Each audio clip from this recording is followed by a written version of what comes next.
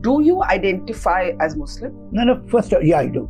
You do? Yes. Can you explain that? I'm an atheist Muslim and I'm pro-uniform civil code, not since yesterday, for many years.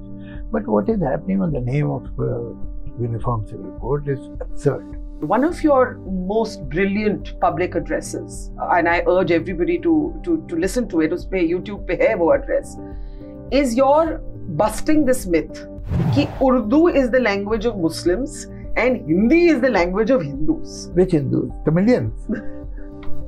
There are two, three moments which have traumatized me very badly, and the trauma has remained with me. But then at the same... Like what, if I may ask? Like to be hungry for 2 days, 3 days is traumatic. Kuch nahi, matlab no food. Kuch nahi, no food. And then third day, there is no difference between a human being and a dog. Your whole sense of dignity, your self-respect, everything becomes so vague and out of focus. The only thing that you know is that you're hungry.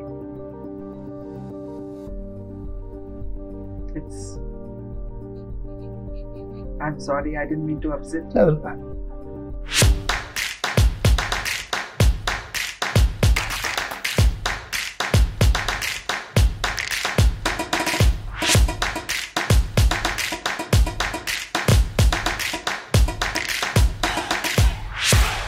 Javed Saab, let me start with a question that you may not approve of and you may not be expecting. You're routinely trolled, as am I. What is the funniest thing you've ever heard said about yourself? I mean, I've been called a jihadi. Which you find funny because you're an atheist. Yeah. Not only an atheist, because at the same time, out of 3 times I've been given police protection in Mumbai against the jihadis. So that's ironic. Yeah, of course. But ये funny नहीं है, ये irony है. ये दो अलग चीजें हैं. It's pure stupidity. People, I think, are thoroughly enjoying this freedom to abuse anybody through this social media. And they have somehow gained some power. They feel that. So I can say anything to anybody. And that's what they do. So the first time that you were called a jihadi or a jihadist, yeah, पहली बारी जब ये phrase आपके लिए use हुआ, what do you remember? What you thought? You see, it's so amusing and stupid that it's very difficult to take it seriously. I have been trolled from both the sides, both the extremists. You're an equal opportunity offender. Yeah. So that's good. As long as some Muslim fanatics are telling me to change my name and call myself Amar. Achha. Or Vijay, like the character you created. Or these extremists, Hindu extremists call me, go to Pakistan. I'm all right. I'm fine. I'll be worried when one of these parties stops trolling me. As long as both of them are abusing me, then I'm secured. Since you've started with the irony of being called a jihadist when you're an atheist, let's take you back to the beginning, which has been beautifully captured actually in Nasreen Muni Kabir's book, Talking Life. A series of conversations, absolutely riveting. I recommend it to everybody in our audience. जहाँ पे बच्चों को nursery rhymes या गाने या अजान सिखाया जाता था, आपको कम्युनिस्ट मैनिफेस्टो पढ़ के रेज किया है in the early years. You see, when I was born in Gwalior, so in a hospital, so some of my father's friends who were communists and were coming from the Communist Party office, they came in to congratulate that, all right, you have a baby and whatever. And then one of them thought that, in Muslims, when the children are born, they read some dua, some ayat, some kalma in the child's ear. So what are you going to do? So my father looked around and one of them had Communist Manifesto in his hand. And he took it and read Communist Manifesto in my ear.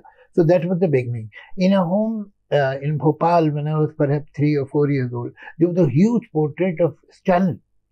And somebody must have told me, I don't know who, that this is your grandfather. And you believed it? And for almost perhaps year or 2 years, I genuinely believe that this is my grandfather's picture. And Stalin is my grandfather. Who told me and when I was told, I don't remember. But I remember when I was convinced by somebody that he is not my grandfather. So because I was so disappointed, that I remember, I must be 5 when I was told that actually you're not directly related. That's a hilarious story. But I remember that because I was so disappointed. You felt the loss कि Stalin मेरा दादा नहीं है या नाना नहीं है. हाँ. ये बताइए, did you identify as a communist in your early adulthood? Oh yes. Till what age? Adulthood means in early teenage. वो तो सभी होते हैं, मतलब in teenager years everyone's a communist. Yes. What happened? I think that 20th Congress, where Khrushchev spoke against Stalin, and his idol was demolished. So that was a time when not many people were disenchanted and gave a second thought to what they believed. Although I was very young, I must be 14, 15. But that was the time when the cracks came. And then after that, Chinese war with India, so that decided whether you are a communist or you are a nationalist, kind of a question had come. So that is where I think I got over that period. But in her childhood, when I was 5, 6, 7, I would eat something and I won't like children say, I don't like this bhaji or I don't like this food and whatever. So my mother used to tell me that when for revolution you'll go to the jail, so and in the jail you will get only this, what will you do? And I would eat. Because I was quite sure that obviously when I'll grow up, I'll become a revolutionary, and for revolution, I'll be arrested and they'll put me in the jail. And somebody told me that jail ke khane mein mirchi bahut hoti hai. So at a very young age, perhaps 6 years, 7 years, I started eating green chilies. So that is how we were, brought up. So when I look at people who are very religious, or they are bigoted, or they are communal, I can somewhere understand that is how they may have been brought up. And that is, these are the values they must have been given in their childhood by their parents or by their peers. So now they are conditioned. I'll come to your atheism a little later. Your mother dies and your life changes. Aapki zindagi badal jati hai. Then you are brought up by assorted family members, including your nana nani. Nana nani koshish karte hain कि या नानी तो नहीं, नाना कोशिश करते हैं कि थोड़ा सा इस्लामाइज कर दे. That's a very good story. It's a very good question. I'm happy that you are giving me an opportunity to tell you that anecdote. My nani and nana, these are the only 2 people I have seen in my family, a larger family, who used to pray. I have never seen my mother, father, aunts, uncles, nobody used to pray. And if not really seriously atheists, at least they were irreligious people, indifferent to religion, and some of them were, like my father also, he was an atheist. But my nana-nani would pray 5 times a day. Matlab full namazi. Full namazi. And my nani, who was totally illiterate, she could not even sign her name, and she would never speak खड़ी बोली like हम लोग बात करते हैं जैसे ये खड़ी बोली बोलो हिंदी उर्दू जो है. She used to speak Awadhi, and I have never lived in village, but thanks to my nani, I can write songs in Awadhi. I can write Awadhi dialogue. I have never gone to the village, but even when she would be very sick, and because she was very old, so she would lie down in the bed. And she, instead of doing her wudu with water, she would have there is another process that is called tayammum. It is that you take mud, and she had a cake, big mud cake, and you touch that, and then you feel your arms and face and all that. So she was really devout. Yes. And then she would read namaz while lying, but she would read her namaz. Anyway, so on the other hand, my nana was an educated person. So my nana gave me one ayat and he said, I'll give you a thani, which is now 50 MP, if you by heart it. I did it. I got 8 annas were a kind of a big amount at that time. Fortune for me. And then as he was giving me another ayat for another attorney, my nanny lost her temper on him. And she said that you have no right to teach him your religion, our religion. Because if he would have been with his mother, do you think his mother would have taught him this? Or his father? But he is not living with his father. He is living with us. So do we have the right to teach him this religion? No, we don't. And stop this. And then? And that was the end of my religious education. So yes, I lost attorney. But after many years, when I thought of that, I realized what a brilliant woman she was. What kind of intelligence and IQ she had. I wish, these so-called leaders could muster 100th of this IQ. Bilkul. Ye bataiye, at which point did you formally in your head identify as an atheist? Was there ever a period when you thought there was a higher force? In the beginning, I was an atheist because most of my peers and elders were atheists. Some of them were very articulate about it. And I met in a legal university. I was in school, but in a legal university, boys who were doing MA and so on, they were senior to me. So they were also like peers. I met some of them who were atheists, and they told me so many things, what was happening during Roman era, and told me about history, which was from that age I developed interest in history and so on. But after many years, when I started reading, for a long time I was not aware that there is any atheistic literature available. But I read people like Richard Dawkins or Hitchens or Sam. So that is where my conviction got more information. And I read about religion also. Not that I am totally unaware of religions, whether it's Christianity or Islam or Hinduism. I have read. I won't say I'm the most informed person of these religions, but I'm aware. So have you always been an atheist? Always. You've never been what's called an agnostic, that you believe in a higher life force, you just don't know what it is or who it is? You see, people who say that they are agnostic, I feel that somebody is telling me that one is slightly pregnant. You cannot be slightly pregnant. You're either a believer either or you're a believer or you're not a believer. Maybe, maybe not. How can it be? But do you believe that as an atheist, one can still have an affiliation with a religion which is cultural or political even? Do you identify as Muslim? No, first, yeah, I do. You do? Yes. Can you explain that? I'm an atheist Muslim. Can you explain this to me? I'll tell you. Yeah. You see, we tend to, since I don't believe in religion and I am against religions, it will suit me if religion is blamed for everything under the sun. But that won't be fair. There is religiosity and there is communalism.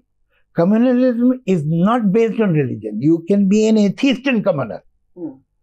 Because community is much more than religion. Maybe it was formed on the basis of a particular religion, but it outgrows it. Culturally, socially, and politically. It becomes an identity. Exactly. Now, even if you announce that you don't share the religious beliefs of your community, then too you remain in the community. Because you are not only what you think you are also what people think you are. Yes. And the only way you can jump the ship is by swimming towards the other ship. The only way you can do that, you can stop being a Muslim or a Hindu for that matter, or a Christian, by joining some other religion. But you were born in one. वो रहेगा आपके साथ. आपकी identity का हिस्सा. आपकी identity, you have no choice. No, you can disown parts of your identity. Of course. Then what do you do? So you have disowned the religious parts of your identity. Yeah. But you're the fact remains that my social and socio-political future is clubbed with some people with whom I don't share religious beliefs. Yes. And I have no choice. The only way I can get out is converting to some other religion. But I don't like religion because I don't believe in religion. Now, conversion is not a choice with me. As an atheist Muslim who lives in an India where there is much debate over the place of religion in our politics, in our society, in our lives, how do you reconcile to the criticism कि आप जैसे liberal, मेरे जैसे liberal, हमें तो धर्म की भाषा नहीं आती, इसलिए हमें देश के लोगों की भावनाएं समझ ही नहीं आती?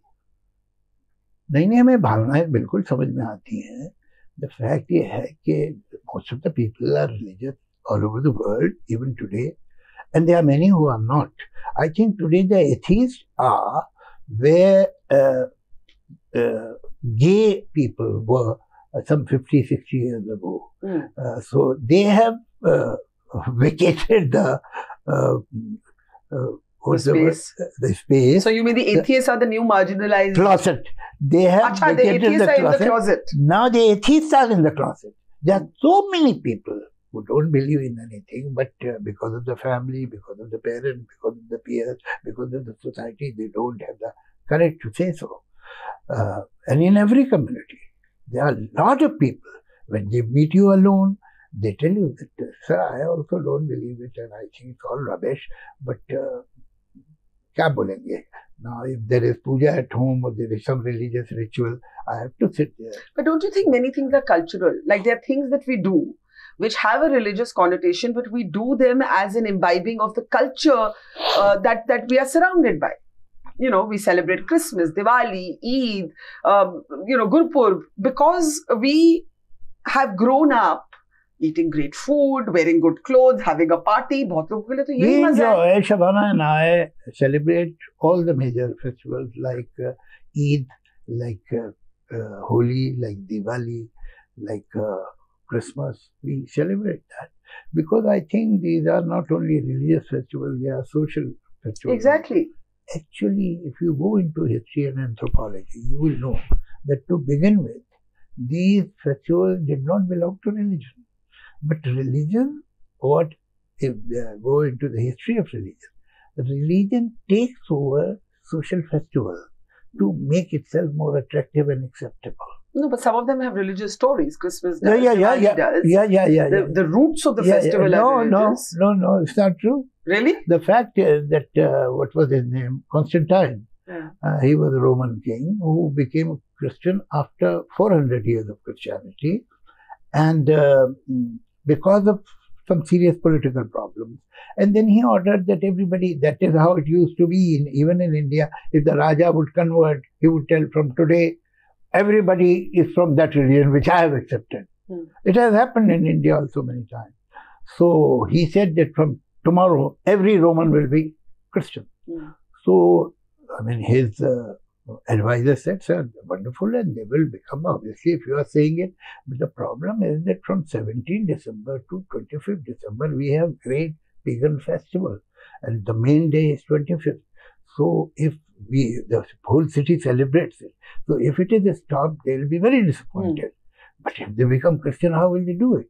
So, he asked, what is the birthday of Jesus Christ? So, they said, I gave a date in April or May. I cancel that. It will be celebrated on 25th of December. So that is how 25th Christmas is started. Okay. Here's my question. To keep festivals. So now, because festivals, all the festivals, even Eid is older than Islam. Eid is older than Islam? Eid, there's Hajj. Is older than Islam. It used to be there.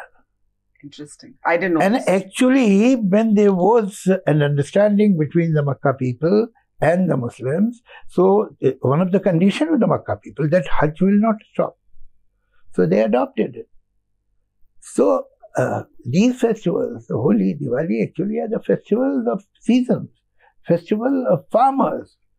And then religion took it and gave an explanation.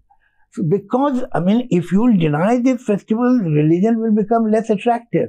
So no religion wants to do that. Have you ever felt lonely or scared being an atheist in such a deeply religious society and country? No, I have not. No? Honestly, I have not. I mean, there are people who appreciate my thinking, what I say. There are people who get horrified and they abuse me. But it doesn't matter. I mean, in a democratic society, in a free society, people should have opinions, and everybody, I mean, I think, given a chance, an average Indian is a fairly tolerant person. And he will not become, the first organized atheistic movement had started in India some 3,500 years ago.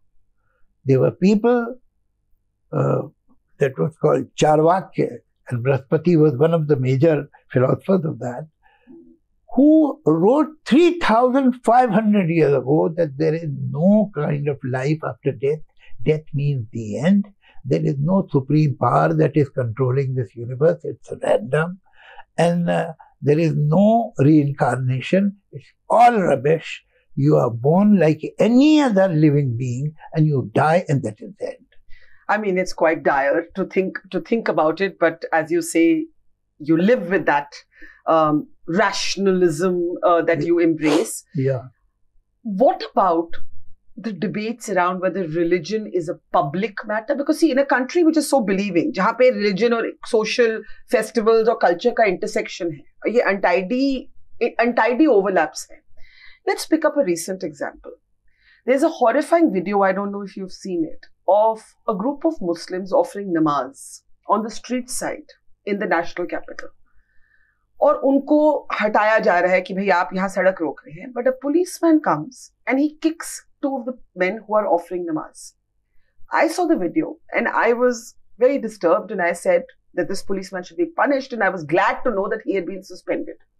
उसके बाद मुझे बहुत सवाल आए, but do you agree with namaz on the street side? Do you agree with it? It's a valid question. What do you say? I don't think it should be there. That is not right. Because maybe it's your religious duty to pray, but then it is the civil right of another person to walk on that street. So there is a clash between two. The road was not made for your prayer, that's for sure. Now what's your problem? You don't have enough space. You then go to the municipal corporation or to the government and say that, see, we need some place where we can worship, we can read a namaz. But stopping the roads is not right. I am going somewhere. Suppose I have a sick child in my car and I have to take the child to the hospital. Should I stop there and wait for the namaz to get over? The policeman kicked them. That's not a decent to do. Policemen are known for taking excesses. But kicking anyone, whether that person is playing cricket on the street or doing anything, is not decent. You should not become that violent. So you separate between the police picking, as they often do, on the poor and the marginal and the powerless. But in theory, your namaz should not become a hindrance in other people's movement. That is not right. But at the same time, I mean, what is happening? People tend to cross certain limits. If there is some park and if there is some public place and Muslims worship there, pray there because there is no other space available, and you go there only to disturb them, that is also rubbish. Yeah. That's also nonsense. It is happening around Delhi, and it has happened many times. But you are praying by stopping, blocking a road, stopping the traffic. That's not done. And these restrictions then should apply across faiths. You see, ये भी debate है. Someone gave the example of kavariyas, which is seasonal. Someone else gave the example of other processions. Then किसी और ने बोला लेकिन वो police की permission से करते हैं, या वो साल में एक बारी होता है, नमाज 5 बारी होता है. How do we navigate these debates? You see, the state must appear even-handed across all religions in restrictions and permissions. That's what I would say. That's true. Of course, of course. And, many situations arise when you have to give a concession, when you don't have, when you may even allow people to worship on the road and the road is blocked for, say, 15 minutes. That too, that may happen in certain situations on some Eid or some special day. Some special day. Everything is possible. Like a Muharram procession, yes, for example. It is the choice of the police and the municipal corporation to decide all these things, and they should do it objectively, without any bias, without any prejudice. But to say that this is my right to stop traffic for 15 minutes or 10 minutes or 7 minutes and worship on a busy road, that's not done. That's not right. Another debate we have about... But if you stop it by some kind of a Hindu ritual, that is also wrong. Exactly. I mean, even-handedness, I think, is the key here. Another debate of our times is religion and law. आप atheist हैं और आप बहुत कई बारी कह चुकी हैं that you believe in a progressive uniform civil code that addresses equality between men and women. और मुझे एक कहानी याद है that there was a time when we were discussing hijab and burqa, and Shabana actually said it's a woman's choice, and you said no, you are against this. आपको पता नहीं याद होगा. I remember. When you look at, we have one state, Uttarakhand, that has recently brought in the Uniform Civil Code with some very, very strange policing or moral policing of live-in relationships. पर उन्होंने पास कर दिया है, और वो एक panel था, बाकायदा पैनल था जिसमें एक सुप्रीम कोर्ट की जज रिटायर्ड वो भी थी उस पैनल पे. जब आप यूनिफॉर्म सिविल कोड की आजकल चर्चा सुनते हैं, what do you think? You see, basically the idea is very good, and I'm pro Uniform Civil Code, not since yesterday, for many years. But what is happening on the name of Uniform Civil Code is absurd. First of all, it is not the privilege of a state to have uniform. How can you have uniform civil code in one state? How is it possible? It is the center that will decide. You can't have if every state... So you don't agree with every state passing its own version of it's not uniform. One. Besides that, under the banner of this Uniform Civil Code, it should not be Muslim bashing. You see, you can stop, and you should. Time has come where multiple marriages or more than one wife should be banned. Yes, of course it should be banned. But at the same time, when you are doing it, you will have to demolish undivided Hindu family. But the Hindu group say कि हमारा personal law ज़्यादा reform और पहले reform हुआ. जो हुआ, ये जो economic facility hai, will have to go. Because, or you will have to offer it to everybody. So are you ready for that? Or you are only looking towards the minority? So Uniform Civil Code should not be used as minority bashing. It should be fair, it should be logical, and it should be from the center. And it should be discussed. I mean, you bring a law and put it there. No, it should be thoroughly discussed. Has that happened? No, it has not happened. But in principle, you like the idea? In principle, I like the idea. As a matter, I am living in Uniform Civil Code. Explain that. I was married to one lady, and after 11 years we divorced. According to Muslim personal law, I owed her only for 4 months, and then she was on her own. But I didn't think that. She is my responsibility. It is her choice whether she wants my support or she doesn't want my support. But whenever she has wanted, or whenever she will, or she may not, she is a very self-respecting person, I'm available there. I did. I walked out of the house with some books and some clothes, that's all. And today we are best of friends because of that, because of this relationship and this understanding and this confidence, mutual confidence. I have a daughter and I have a son. I'm going to, whatever little I have, I'll obviously try to give them equally, and I'll see to it that I don't give more to my daughter. So I'll resist this temptation. So I'm living in Uniform Civil Code anyway.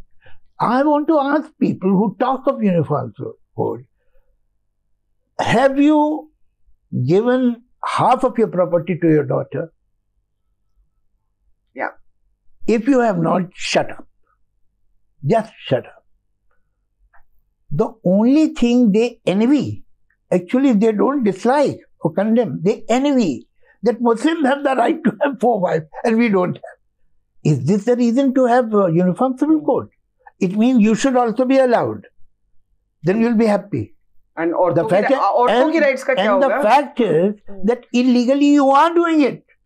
It is the government statistic that the percentage of bigamy is more in Hindus than in Muslims. तो ये आपको uniform civil code कैसा चाहिए? आप अपनी बेटी को, जो आपका मिल है, जो आपकी फैक्ट्री है, जो आपकी दुकान है, जो आपकी एग्रीकल्चरल प्रॉपर्टी है, उसमें आप बराबर का हिस्सा अपनी बेटी को देने को तैयार हैं। और आपको किसने रोका? अभी भी दे दीजिए। I am living in uniform civil code. You also start living. कानून की जरूरत ही नहीं है। नहीं, आप करिए। You start living in uniform civil code. बिल्कुल, बिल्कुल। Well said. लेकिन धर्म की जब बात आती है तो stereotypes भी आती हैं और ignorance भी आती है। One of your most brilliant public addresses, and I urge everybody to listen to it, उस पे YouTube पे है वो address, is your busting this myth कि Urdu is the language of Muslims and Hindi is the language of Hindus. Which Hindus? Tamilians? Which Hindus? That's the myth. Bengalis? That's the myth you're busting. Malayali? Which Hindus? No language can belong to any particular religion. It's not possible. Languages belong to regions, not to religions. It's not possible. The whole of Western Europe is Christian. So they have one language. How can that be?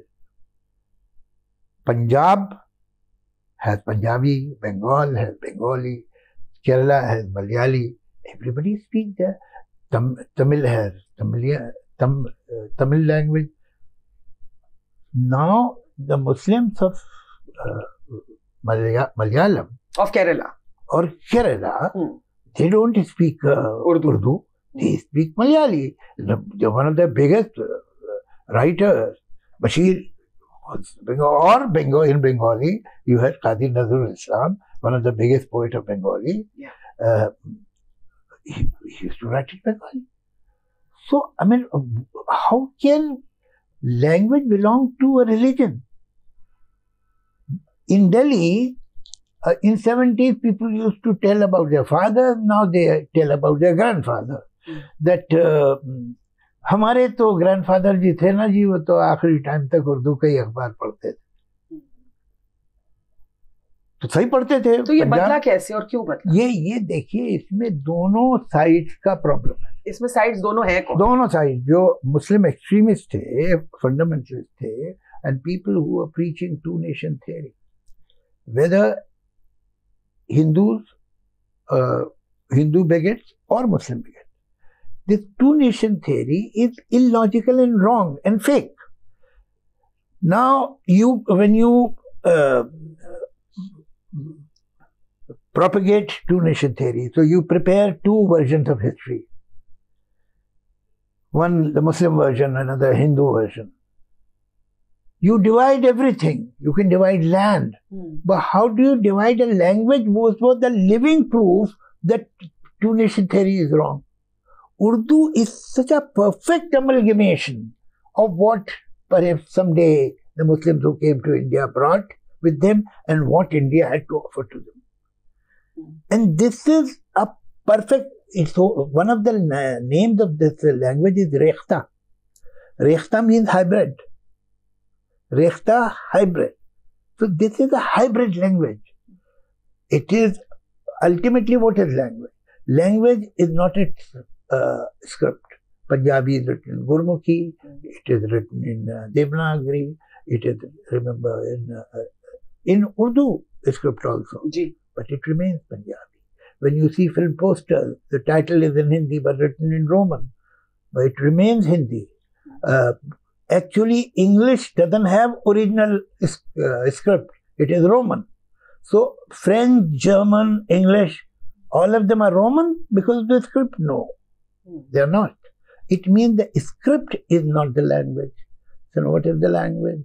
Vocabulary. Every language has words from at least 20, 30 languages. So there's no pure language. There is nothing like pure about language. It cannot be.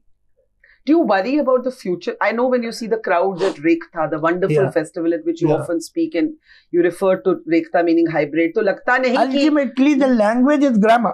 जी, लेकिन आपको लगता है कि Urdu is a dying language? No, it won't die. It won't die. It may lose its script, but you can ask any publisher in India, North India, who publishes Hindi books in Devanagari. Ask him when he publishes Urdu poets or Urdu writers' book in Devanagari, how much it sells. So some things are oral, they're spoken. They're spoken. It is very interesting. People who can read Urdu are shrinking. The number is shrinking.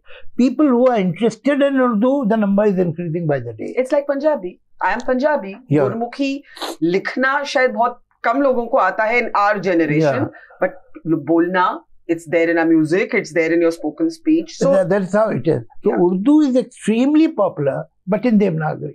Right. And आप तो देखिए भाई उर्दू कोई आसमान से थोड़ी है. It's a pure Indian language.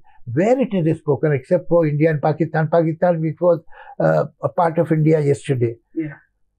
Where? In Turkey, in Iran, in Uzbekistan, in Kazakhstan, in Saudi Arabia, where it is spoken, except for this subcontinent. Yeah. And with the diaspora who is in Canada or England or US or wherever, they speak Urdu. Who else speaks Urdu? Nobody. And we have words from different languages, but every language has words. हमको तो पता भी नहीं है कि क्या words है. Now, Iran was, or Persia, was a next door neighbor when Pakistan wasn't there. So a lot of words have come here, a lot of words have gone there. And it happens, like if you go to port cities like Mumbai or Surat or somewhere, wherever there were ships coming in olden times, lot of words come there. Sailors bring lot of words and leave them. So language is dynamic. That is how it is. And we're talking about... अब आप एक second में बताइए. आप एक काम कीजिए, word जो हैं जिन्हें आप कहते हैं कि तो पर्शियन से आए हैं, तो बंद कर दीजिए इस्तेमाल. आप दोस्त मत बोलिए, दुश्मन मत बोलिए, हवा मत बोलिए, जमीन मत बोलिए, आसमान मत बोलिए. ये पर्शिया से है. सारे Persian word. But very interesting. हवा is a Persian word. हवाओं is not Persian. हवाएं is not Persian. दोस्त is Persian. दोस्ती is not Persian. Dushman is Persian. Dushmani is not Persian. So we have taken these words and put them in our own syntax. It's like a McDonald's की आलू टिक्की. हाँ. कि franchise कुछ और आया. होगा और वो हमने कुछ और कर दिया. अभी होता ना, अरे यार अब अगले मैचों में देखो क्या होता है. तो मैच वहां से हमने लेके मैचों प्लूरल हम कर रहे हैं अपनी मर्जी से. अमीरों, कोई अमीर इज एन अरेबिक वर्ड. अमीरों, अमीरी हमारा, वो हम करते हैं. भाई सारे अमीरों को देखो, अमीरों is no word for them. Fascinating. तो we have taken word from balti is a Portuguese word. तो आप बाल्टी हम नहीं बोलेंगे, चलो मत बोलो, फिर क्या बोलोगे उससे? It's fascinating, Javed Saab. But we are talking about writing, and I have actually spoken to you about everything else. But actually, what makes Javed Saab, the brilliant, writer of movies and of songs. And while some people know this story, I still think not enough people know how difficult your early years were. 19 साल की उम्र में आप भटकते हुए मुंबई की सड़कों पर, कभी पेवमेंट पर सो रहे हैं, कभी पेड़ के नीचे, कभी as Munni Kabir captures in a book 2 crates लगा के उस पे फट्टा लगाकर, a plank on 2 crates that are joined, 2 wooden crates. This is how Javed Akhtar spends his years in Mumbai, because he doesn't get along that much with his father. He has a sharp, uncomfortable relationship with him and his second wife, and he finds himself on the street. Do you remember those days in a tactile way? very in minute detail. I remember that. And I feel very thankful to life. Instead of getting sad about it and feeling victimized or persecuted, I feel very thankful to life. You know, so often. In the morning, we live by the sea. I can only see the ocean from my windows. And I sit there and they bring breakfast on a trolley. So first of all, I feel that maybe I'm a part of some drama. This reality doesn't belong to me. Imposter syndrome. Yeah. And I feel so thankful to life. That look, I have so much food I can eat. I sit on my dining table many times when I finish eating and I see so much food is still there. I feel if I could get one dish, that dal or that sabzi, that night when I was so hungry, how much I would have enjoyed it. So that, on one hand, I do remember those tough days, but on the other hand, I feel extremely thankful to life. Because there must be so many crores and crores of people who suffered the way I have suffered, but they were not rewarded or compensated. Were there days that you did not have food to eat? Yeah. Were there days that you did not have food to eat? Oh, what a question. Many times. So kya I have gone hungry. If you don't have anything to eat, you don't do anything. You can't. Actually, it's very interesting. Suppose since morning you have not eaten anything. You go to somebody's house, by chance, and they are sitting on the dining table. And they say, "Aaiye khana kha lijiye." So you spontaneously, many times it has happened, "Thank you, main to kha ke aaya. I'll have a cup of tea." While I'm dying to eat. But you see, it's kind of a sense of guilt that I'm hungry, and now if they would come to know that I'm dying of starvation, that will be very shameful. Now today, if I go to somebody's house or friend's house and I'm feeling slightly hungry, I can say with total confidence and entitlement, "Arey bhai, mujhe bahut bhook lag rahi hai, kuch khane ko do." But when you are in those situations, you become a bit sensitive. So you just can't say, "I have not eaten." If you close your eyes and you think back to that time, what comes, जैसे कहते हैं ना, image आती है, जब हम अपनी आंख बंद करते हैं तो एक image दिखती है. आपको अपनी past life के बारे में क्या दिखता है? नहीं, there are 2-3 moments which have traumatized me very badly, and the trauma has remained with me. But then at the same... Like what, if I may ask? Like to be hungry for 2 days, 3 days is traumatic. Kuch nahi, matlab no food. Kuch nahi, no food. And then third day, there is no difference between a human being and a dog. Your all sense of dignity, your self-respect, everything becomes so vague and out of focus. The only thing that you know that you're hungry.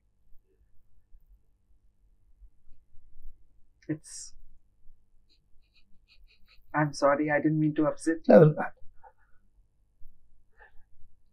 But at the same time, I'm very, very thankful to life because the life has compensated. Yeah. They have given me so much. Yeah. So instead of thinking of those days and feeling victimized and deprived, I should feel so happy that I've been given so much. But what hurts about that memory? Going without food, or the fact that your father was alive and could have helped you and didn't? I mean, third day you don't remember your father, you only remember food.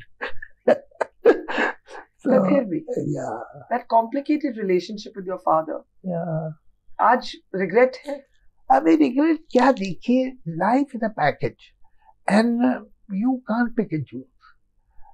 It's a very tightly written script. Suppose I fantasize that my mother wouldn't have died when I was 8 because that was traumatic. I removed that scene and I have that power that I can re-edit my story. But then so many scenes will change and ultimately the highlights will also go away. My life will be some other thing. But if I am thankful to my life today, then I should accept my past gracefully. That past has brought me here. I can't edit it. आपके आंसू को देख के मुझे बहुत बुरा लग रहा है. Doesn't matter. I'm sorry. अरे नहीं, कोई बात नहीं.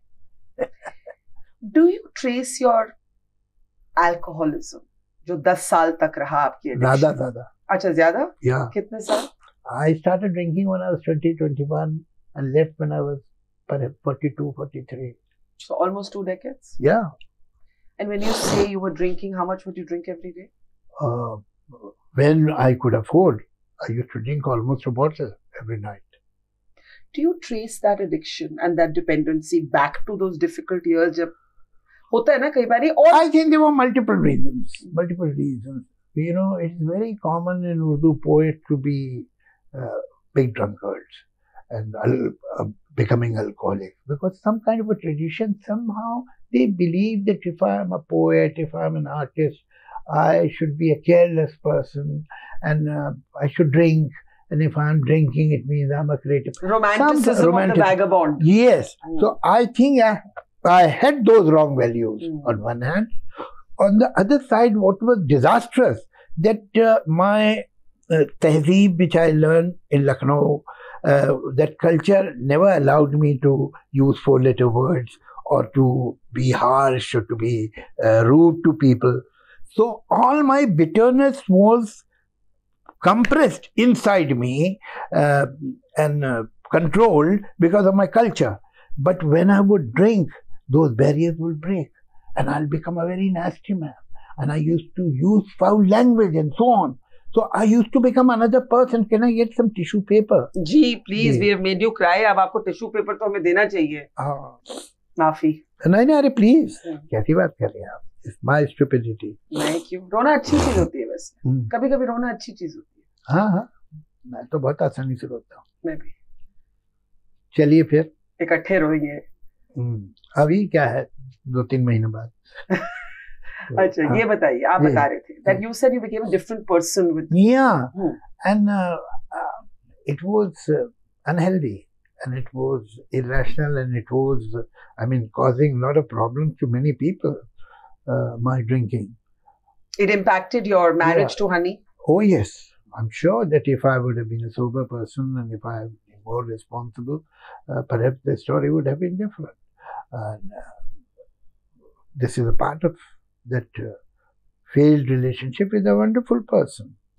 She's a very nice person and I have great respect for her. And that is why today we are best of friends. How did Shabana cope with your alcoholism? Because there would have been an overlap. Yes, of course, yes. It was. That is her sensibility. Somehow she managed it for almost first 10 years. And but then she married a person who was drinking like this. Amazing. Didn't she? So then I was. So छोड़ा कैसे? एक दिन, one day. क्या मतलब? What was the trigger? This idea was in my mind that if I keep on drinking the way I'm drinking, I'll die in my early 50s. At the most, I'll be alive for next 10 years, at the most. But logic says that I should die early. So the choice was whether I want to live or I want to drink. And I was toying with this idea. I never shared it with anybody because the moment I would have told anybody, a friend or my wife or my children or anybody, they would have jumped at me. It's a good idea. Stop it right now. But I wanted to prepare myself. So it was 31st of July 1991. You remember the date? Yes, 1991, 31st July. And that day I consumed a big bottle of Bacardi. And next day I told people that I'll never drink again. I never took a sip of champagne also. Kuch nahi. Nahi. And have you ever felt tempted? Not at all. Not at all. I have a regular bar at home. And we have all kind of poisons with us. So this is, my friends come, they drink. We have a regular bar. That chapter is over. What did you feel the morning after you gave it up? Hangover. Hangover? Because you had drunk that bottle of Bacardi. Yes. So I think it took me 2 days to come out of that hangover. But then we were in London. Immediately we were in London. And Shabana and friends, everybody, they were drinking in the afternoon, they were drinking in the evening, they were drinking in the night. It didn't matter to me. So that strength was inside you all the time. Yes, gone. That chapter is closed. On the contrary, in perhaps first 2 years or 3 years, sometimes I used to get a dream that there's a glass of water at the table, and I pick it up and realize it's gin. In my dream, oh my God, ये तो gin है.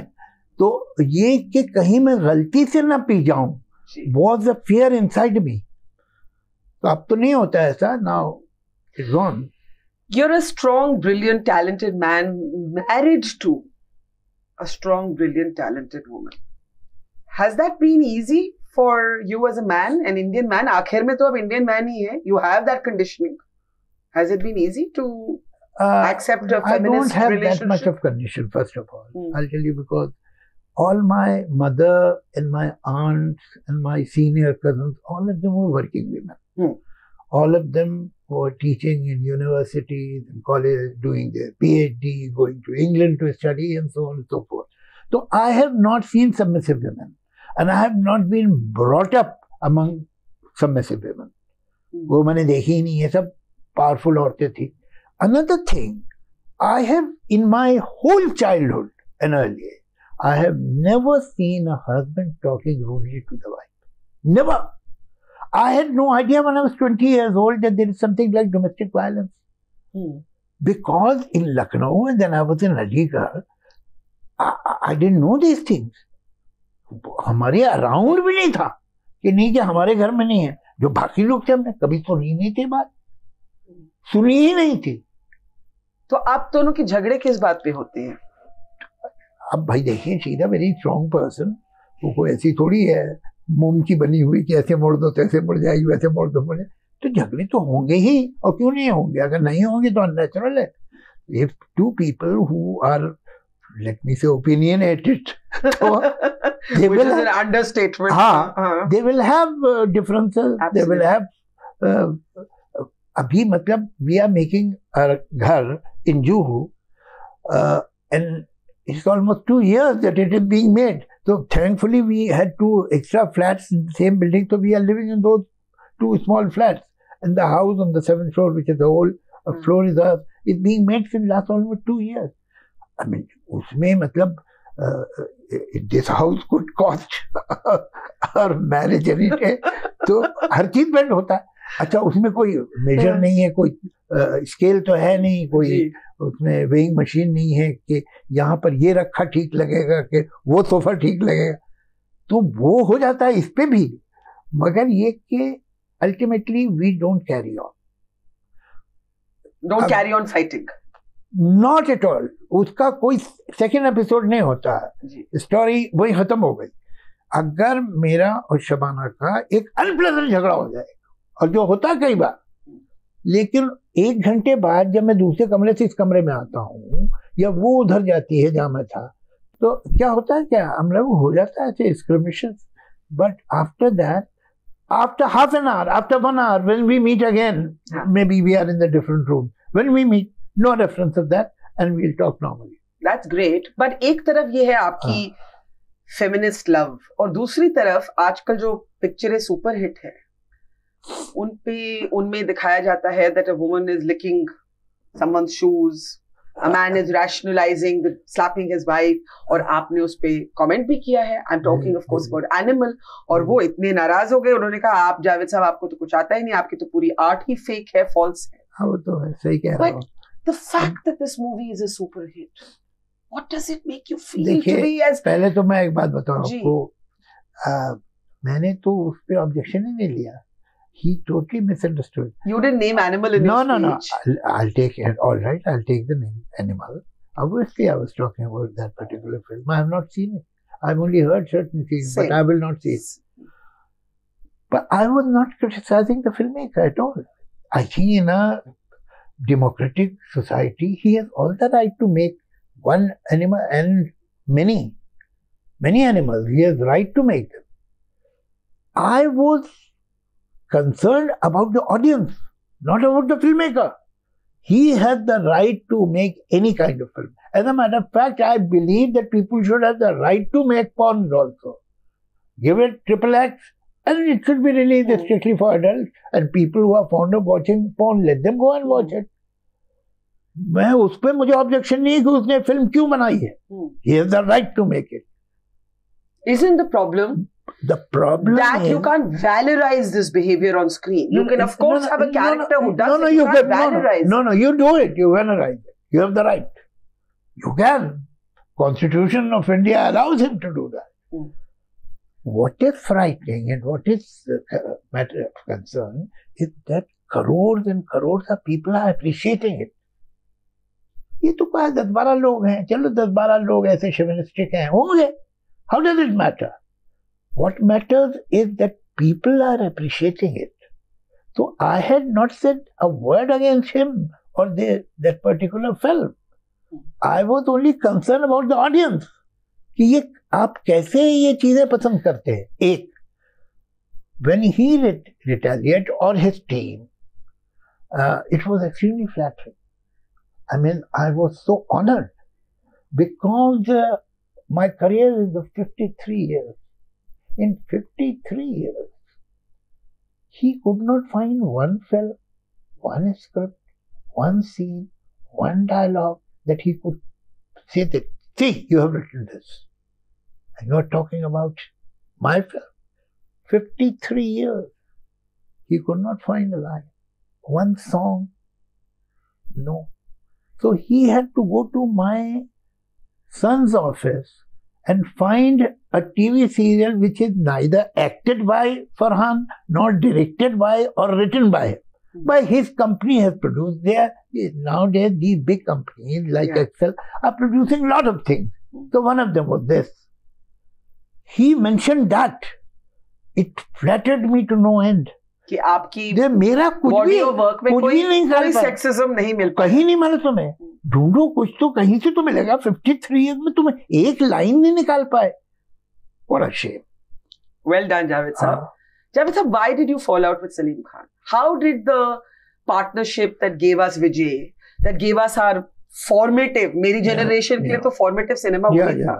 क्या हुआ आप दोनों के बीच? देखिए क्या है, partnership अच्छे in a cement factory or textile factory is easier because you know what is the cost of making cement, what is the price in the market, and if you are decent people, you can have formal relations with your partner, and the business will continue because everything is known and understood. Right. On the contrary, partnership in writing is another ball game.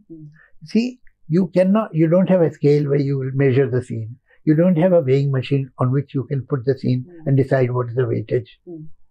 It's only a matter of feel. Now you have to have tremendous mental rapport to take a scene and develop it mutually and reach the conclusion that this is the final scene and this is good. That as long as you have that tremendous mental rapport, you people can work together. The moment that rapport is broken or weakened, you can't work together. So why did the rapport break? So, because what happens that when you are nobody, to begin with, both of us were nobody. So we only had each other. We would spend a lot of time, sit by the sea, on the parapet, talk stories. He would come to my room. I had one paying guest room, or I would go to his house, which was a small house, and so on and so forth. And we would sit and talk, and we had a couple of friends. I mean, they were not important in this process. But when you become bigger, when you become more successful, then many more people enter your life. Then what happens that all those desires which were dormant, all those interests which were dormant, the moment you have done something which was the main topic or the main issue of your life, the main interest, you have reached a satisfactory position, then all the other things, all the other interests start emerging. So you start meeting different kind of people. And then gradually you become different people. Yeah. And that is what happened. We did not fight any day. There was never any issue about credit. There was never any issue about money. There was nothing. You grew apart. But we grew apart.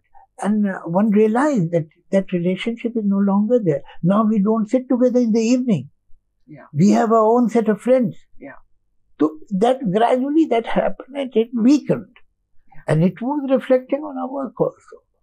Which is the movie you're proudest of? I'm going to write it. Good. That's the good answer. Yeah. Now, I could talk to you for hours, लेकिन hours हमारे पास है नहीं, तो मैं आखिर में आपसे इतना पूछना चाहूँगी. Do you have an abiding regret? You see, of course, I have a lot of regrets. And that is how it ought to be.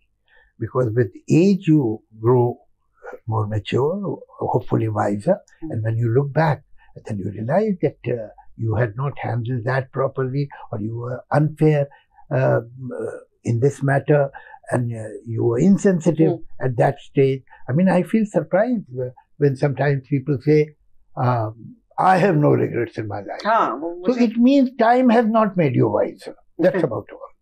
I have a lot of regrets. Is there any one particular thing that stays with you more than others? I think my relationship with my ex-wife, my relationship with my younger brother, has a lot of regrets when I think of that. I can only say thank you to you for speaking with so much openness, sharing your tears, your laughter, your humor, your acerbic observations, and we learn so much from you. मैं कहीं पढ़ रही थी कि आपके बारे में कहा जाता है you're India's unofficial poet laureate, and I quite love that description. Well, thank you very much. Javed sir.